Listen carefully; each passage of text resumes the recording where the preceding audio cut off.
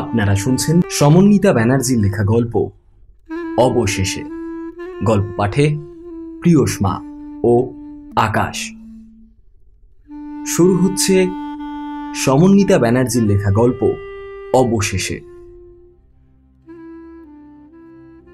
প্রতিদিন খবরের কাগজে কত খারাপ খবর আমরা পড়ি, তারই মধ্যে এখন যেটা সবচেয়ে বেশি কমন তা হলো চাকরি প্রার্থীদের সংখ্যা দিন দিন বেড়ে চলেছে। আর ইয়াং জেনারেশনের ছেলেমেয়েরা পড়াশোনা করে চাকরি না পেয়ে কেউ ডিপ্রেশনে সুইসাইড করছে, আর কেউ রাস্তায় বসে ধর্ণা দিচ্ছে আর পুলিশের লাঠি খাচ্ছে। তাছাড়াও কিছু এমন ছেলেমেয়েরাও এখনো আছে যারা এখনো স্বপ্ন দেখছে তাদের আগামী জীবন রঙিন করে তোলার। সেই রকমই এক চাকরি না পাওয়া ছেলের গল্প হলো অবশেষে। চাকরি না পেয়ে হতাশ হয়ে সূর্য যখন ডিপ্রেশনের চরম পর্যায়ে ছিল, তখন আলাপ হয় তার দীপশিখার সঙ্গে। তারপর দুজনের একসঙ্গে স্বপ্ন বোনা শুরু। শুনতে থাকুন অবশেষে।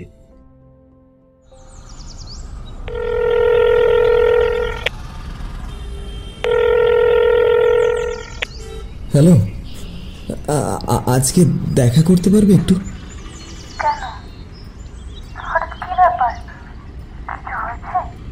না, আসলে সামনাসামনি তো অনেকদিন দেখা হয়নি। আর তাছাড়া আজকে চাকরির কনফার্মেশন লেটারটা হাতে পেলাম, তাই ভাবলাম সেই উপলক্ষে দেখা করি। অনেক হেল্প করেছিলে তুমি। তুমি না থাকলে হয়তো কবেই বেকারত্বের জ্বালায় নিজেকে শেষ করে দিতাম। আর পুরনো কথা মনে করে কষ্ট পেও না। চাকরি পেয়েছো, শুধু থ্যাংক ইউ দিয়ে কিন্তু কাজ চলবে না, ট্রিট চাই কিন্তু আজ। বেশ, তাহলে আজ বিকেল 5টার সময় দেখা কর মিত্র ক্যাফেতে। আমি টেবিল বুক করে রাখবো। আচ্ছা বেশ, তাহলে 5টায় দেখা হচ্ছে। ঠিক আছে, টাটা। টাটা। সূর্য আর দীপশিখা দুজনে খুব ভালো বন্ধু। ওদের সম্পর্কটা আর 5টা সম্পর্কের মতো করে শুরু হয়নি। ওদের যোগাযোগটা হয়েছিল সোশ্যাল মিডিয়ার মাধ্যমে। 3 বছর আগে ফেসবুকে একটি নারী নিগ্রহের মিম পোস্টের বিরুদ্ধে প্রতিবাদ করা সূর্যর পোস্ট দেখে দীপশিখার ভালো লেগে যায়। তারপর থেকেই ওদের আলাপ, আর সেই আলাপের সুবাদেই ওদের বন্ধুত্ব। দুজনেই প্রায় সমবয়সী আর মিশুকে হওয়ায় তাদের পরিচয় বন্ধুত্ব অবধি গড়িয়ে যেতে খুব একটা বেশি সময় নেয়নি। এখন সূর্য মাস্টার্স কমপ্লিট করে চাকরির জন্য অ্যাপ্লাই করছে, আর দীপশিখা গ্র্যাজুয়েশনের 3য় বর্ষের ছাত্রী। কিন্তু আজকের যুগে চাকরি জোগাড় করা যে কতটা কঠিন সেটা যারা ভুক্তভোগী তারাই একমাত্র জানে। কিন্তু সূর্যর বাড়ির লোক সূর্যকে একেবারেই সহ্য করতে পারে না। সূর্যর বাবা মা তাদের বড় ছেলে সৌনকের প্রতি বেশি নির্ভরশীল। মা, ও মা, মা, আরে তাড়াতাড়ি খেতে দাও, বেরোতে হবে এক্ষুনি। কি রে বাবা, এক্ষুনি বেরিয়ে যাবি? এখনো তো খাবার কিছুই হয়নি। তাহলে আর কি, না খেয়েই বেরোতে হবে। এ আবার কেমন কথা বাবা? না খেয়ে বাড়ি থেকে কাজে যাবি? আমি বেঁচে থাকতে কিছুতেই তা হবে না। তাহলে আমি কি কাজে যাব না? হ্যাঁ, এটাই বলতে চাইছো? না বাবা, আমি তা বলিনি। তুই বরং ভাত ডাল আর মাছ দিয়ে আজ খেয়ে চলে যা। হ্যাঁ, তুমি যে এই বললে খাবার হয়নি, তাহলে এখন এইসব এলো কোথা থেকে? আরে কাল সূর্য বলেছিল না সকালে বেরোবে, তাই ওর জন্য তো রান্না করেই রেখেছিলাম আমি। কিন্তু কিন্তু তুই বেরোবি তা তো আর আমি জানতাম না। ওর খাবারটা আমায় দিয়ে দিচ্ছ, তাতে আবার বাবুর যদি রাগ হয়ে যায়? ওর আবার কিসের এত রাগ রে? হ্যাঁ, একটা টাকাও তো উপার্জন করার ক্ষমতা নেই সেই ছেলের। বাপ দাদার পয়সায় যত ফুটানি তার, আবার রাগ। ওসব বাদ দে, তুই আগে খেয়ে ভালো করে কাজটা করে আয়। আর শুন তো, আসার পথে 1 বাক্স ডান হিল নিয়ে আসিস তো। আচ্ছা বাবা, ঠিক আছে, এনে দেবো। মা, এখন চটপট খাবারটা দাও, খেয়েই এক্ষুনি বেরোতে হবে। মা, বলে ফেলো, কি বলবে? আবার কি কিছু করেছো? হ্যাঁ, করেছিলাম, কিন্তু তোর দাদা হঠাৎ বেরোবে, তাই ওকে সেই খাবার বেড়ে দিচ্ছি। তুই বরং বাইরে থেকে কিছু একটা খেয়ে নিস। ও আচ্ছা আচ্ছা, সে ঠিক আছে, আমি বেরোলাম তবে। এই তো লাট সাহেব চললেন রাজকার্য করতে। তা কোথায় যাওয়া হচ্ছে? হ্যাঁ, একটা ইন্টারভিউ আছে বাবা, সেটাই দিতে যাচ্ছি। ইন্টারভিউ? বাবা, সুবুদ্ধি তাহলে ফিরেছে, ভালো।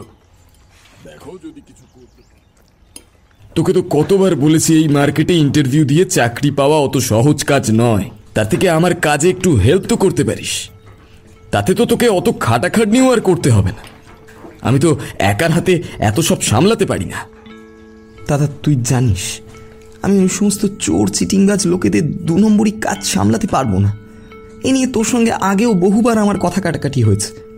আমি ওর ইন্টারভিউয়ের আগে আর এই সমস্ত কথা আলোচনা করতে চাই না। হ্যাঁ, তার করবে কেন? তোমার মাথাতে তো সততার ভূত নাচ। আজকের এই দুনিয়ায় সৎভাবে কি কোনো কাজ করা সম্ভব?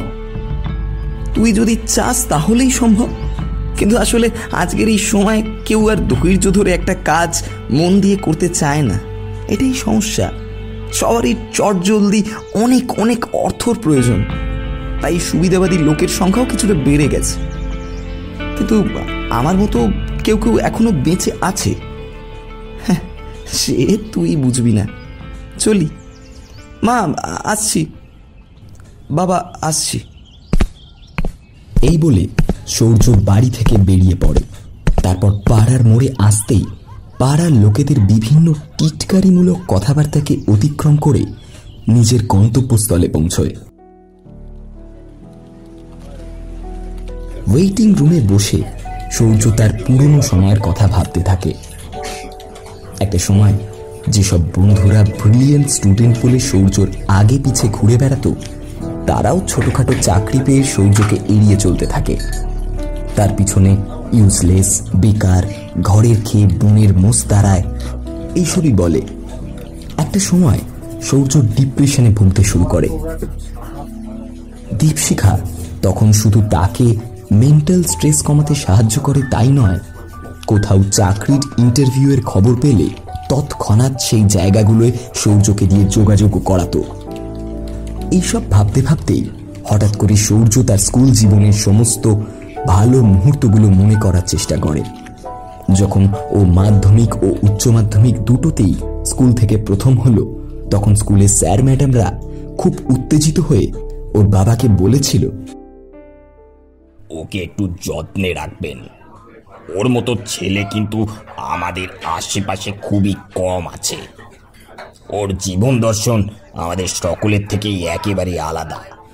ও আমাদের সকলের গর্ব। সূর্য, তুমি এভাবেই নিজের ওপর সব সময় বিশ্বাসটা রেখো, কেমন? তাহলেই দেখবে সব রকম পরিস্থিতিতে তুমি মানসিকভাবে অনেকটা এগিয়ে গেছো। ম্যাডামের শেষের কথাটা সূর্য বারবার মনে করে নিজেকে নতুনভাবে উজ্জীবিত করার চেষ্টা করে চলেছে। এমন সময় হঠাৎ করেই ইন্টারভিউ দেওয়ার জন্য সূর্যর ডাক এলো। ইন্টারভিউ শেষ। সূর্য চোখ দিয়ে অনবরত জল গড়িয়ে পড়ছে। আজ সূর্য এতদিনের অপমান, লাঞ্ছনা, উপেক্ষা সবকিছুর জবাব দিতে পারবে। এই সময় নিজের যোগ্যতায় সৎভাবে চাকরি পেয়েছে, কোনো দাদা দিদির অনুপ্রেরণায় নয়, নিজের সৎ চেষ্টায় আজ সে পেরেছে। সূর্যর এই কঠিন সময় যখন তার পাশে নিজের বাড়ির লোকও ছিল না, তখন দীপশিখা প্রতিটি মুহূর্তে সূর্যর পাশে থাকত। সব সময় সূর্যর মনের জোরকে সচল রাখার চেষ্টা করে যেত। তাই সূর্য আজ শুধু দীপশিখার কথাই ভেবে চলেছে। সূর্য প্রায় এক প্রকার ঠিকই করে নিয়েছে, দীপশিখাকে আজও নিজের মনের কথা বলেই দেবে। তারপর না হয় বাকিটা দেখা যাবে। সেই কথা মতো সূর্য বিকেল 4টের সময় রেডি হয়ে বেরিয়ে পড়ে বাড়ি থেকে। যাওয়ার সময় এক গোছা লাল গোলাপও কিনতে হবে। দীপশিখার লাল গোলাপ যে বড় প্রিয়, দীপশিখাও আজ মনের মতো করে সেজেছে। নীল শাড়ি আর ম্যাচিং ঝুমকোয় তাকে লাগছে অনন্য। তার মন বলছে আজ কিছু একটা হতে চলেছে। দীপশিখা ঠিক 5টায় মিত্র ক্যাফে পৌঁছে বাইরে অপেক্ষা করতে থাকে। 10 মিনিট পর দেখতে পায় সূর্য এক গোছা ফুল হাতে ক্যাব থেকে নামছে। ক্যাবের ভাড়া মিটিয়ে সে দীপশিখার দিকে হাত নেড়ে একটা দীপ্তিময় হাসি হেসে রাস্তা পার হতে যাবে, এমন সময় একটা ওভারলোডেড ট্রাকের সামনে চলে আসে সূর্য।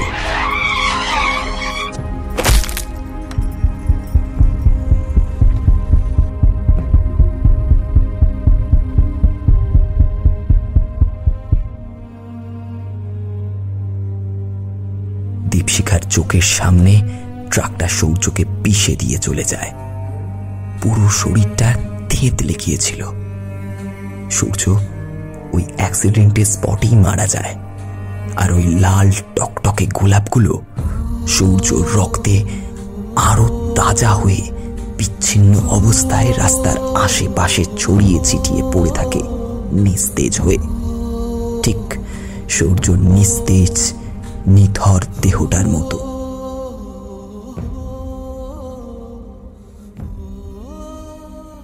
সূর্য আর দীপশিখার খুশি হয়তো এই অস্থির সময়টার একদমই পছন্দ হয়নি। এই সময় হয়তো চাইনি শুধু ভালোবাসার একটা সম্পর্ক, যেখানে নেই কোনো চাহিদা, নেই সময়ের সঙ্গে পাল্লা দিয়ে দ্রুত ছুটে যাওয়ার কোনো তাড়া।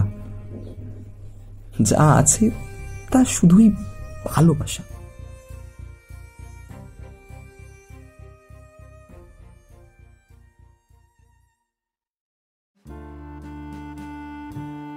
আপনারা এতক্ষণ ধরে শুনছিলেন সমন্বিতা ব্যানার্জির লেখা গল্প অবশেষে। গল্প পাঠে প্রিয়সমা ও আকাশ। আজকের গল্পটি আপনাদের কেমন লাগলো তা জানাতে আপনারা ভুলবেন না। আমাদের কমেন্ট করে আপনারা আপনাদের মতামত জানাতে পারেন। ধন্যবাদ।